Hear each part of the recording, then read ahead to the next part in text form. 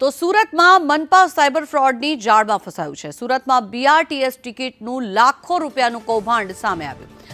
₹30ની ticket માટે bogus link generate કરવામાં આવી હતી, ત્યારે સુરત બીઆરટીએસની આવકને જબરદસ્ત ફટકો પડ્યો છે। બસ ટિકિટની ખોટી લિંક બનાવીને લાખો રૂપિયાની ઠગાઈ કરવામાં આવી, ત્યારે લિંક પર ક્લિક કરતા જ પેમેન્ટ ઠગોના એકાઉન્ટમાં જઈ રહ્યા છે।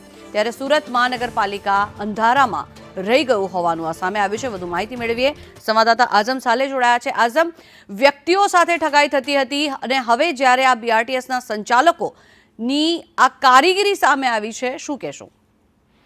ઓનલાઈન પેમેન્ટના નામે લાખો કરોડોની છેતરપિંડીના કિસ્સાઓ સામાન્ય માણસો સાથે થતા હોય છે। એમની જાણમાં ક્યારેક અતિ શિક્ષિત લોકો પણ ભેગવાઈ જતા હોય છે, પરંતુ જો સરકારી વહીવટી તંત્ર જ્યાં સિક્યુરિટી પેરામીટર હાઈ ટાઉર હોય ત્યાં જ જો કોઈ ઠગબાજ કળા કરી જાય તો પછી માનવામાં નહીં આવે, પરંતુ એવું થયું છે। આ 1 મહિના અગાઉની ઘટના છે। આના અંદર સાયબર ક્રાઇમમાં ફરિયાદ કરવામાં આવી છે। સાયબર ઠગોએ 10,000 કરોડથી વધુની બજેટ ધરાવતી સ્માર્ટ સિટી સુરત મહાનગરપાલિકાને નિશાન કરાવી છે। સિટી બસ અને બીઆરટીએસ બસોના ઓનલાઈન ટિકિટ માટે જે ખોટી લિંક બનાવવામાં આવી હતી અને લાખો રૂપિયાની ટિકિટ ઠગોએ વેચી નાખી છે। પાલિકાની આવકમાં ઘટાડો થયા બાદ મનપાના અધિકારીઓ આખરે જાગ્યા છે।